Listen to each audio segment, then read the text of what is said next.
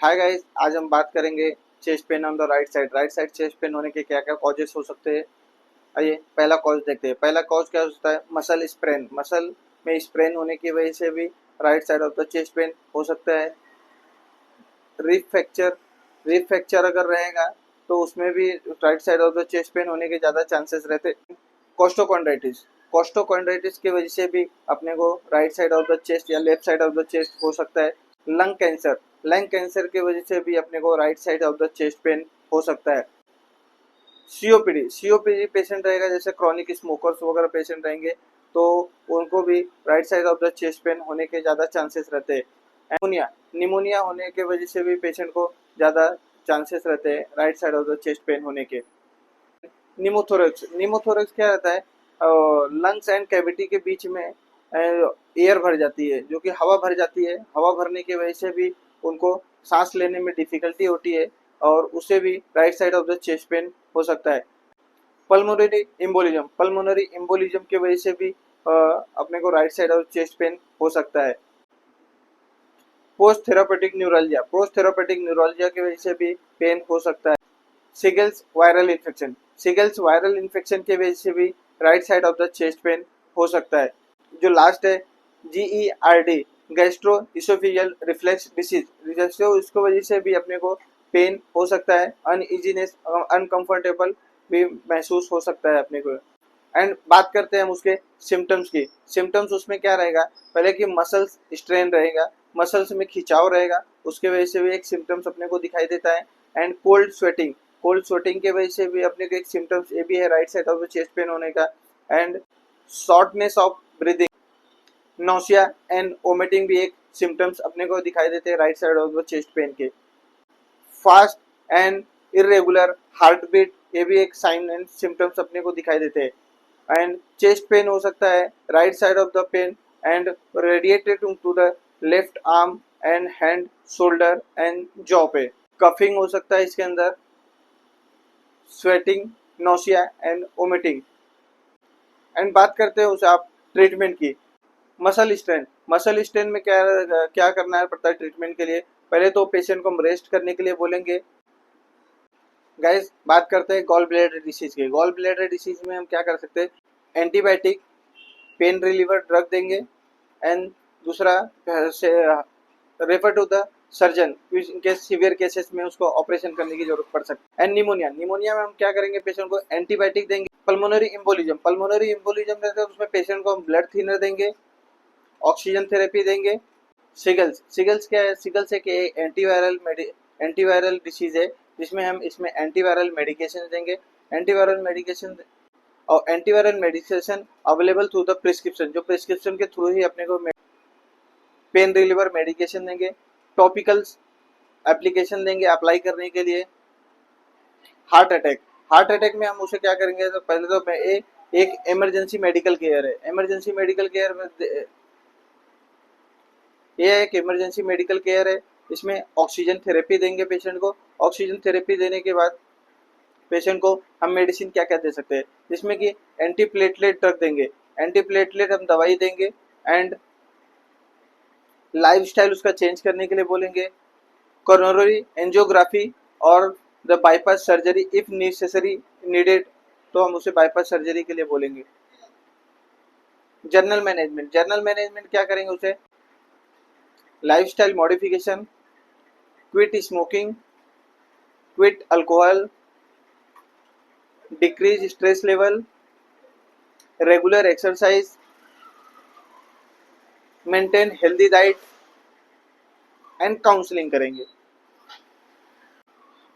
बात करते हैं उसके प्रिवेंशन की। प्रिवेंशन में हम क्या करेंगे? पेशेंट को eat healthy foods,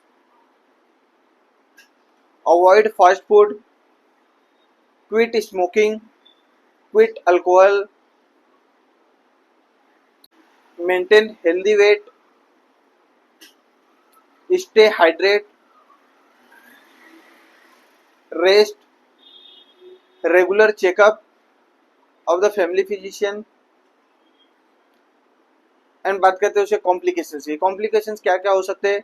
respiratory issue हो सकता है, हार्ट इशू हो सकता है, लंग्स इशू हो सकता है। लंग्स इशू में जैसे कि pneumonia, pneumothorax, hydrothorax, lung cancer, heart attack, GIT disturbance and gall stone, anxiety, depression. Home remedy की बात करते हैं। आज हम होम रेमेडी की बात करेंगे। इसमें पेशेंट को हमें रेस्ट करना है, avoid apply heat and cold ice pack, avoid activity को अवॉइड करना है, गॉल ब्लैडर डिसीज, एंटीबायोटिक देंगे पेशेंट को, पेन रिलीवर दवाई देंगे, और दूसरा कि if possible in severe cases में सर्जरी भी करना पड़ सकता है। निमोनिया रहेगा तो पेशेंट को हम ऑक्सीजन थेरेपी देंगे एंड एंटीबायोटिक्स वगैरह देंगे, तो उससे भी उसका निमोनिया कम हो जाएगा। एंड हाइड्रेशन भी करेंगे। पल्मोनरी इम्बोलिज्म में क्या करेंगे, पेशेंट को ऑक्सीजन थेरेपी देंगे, ब्लड थिनर देंगे, इन सीवियर केसेस में उसकी सर्जरी भी कर सकते हैं। एसिड रिफ्लेक्स में क्या करेंगे, पेशेंट को एंटासिड उसे सिरप वगैरह दे सकते हैं हम उसे। एंड पीपीआई क्या रहता है, प्रोटॉन पंप इनहिबिटर, ये भी अपन एक दवाई दे सकते हैं। एंड उसका लाइफ स्टाइल चेंज करने को बोलेंगे पेशेंट को। सिगल्स की बात करेंगे तो ये वायरल है, उसे एंटीवायरल दवाई देंगे एंड पेन रिलीवर ड्रग्स देंगे हम उसे।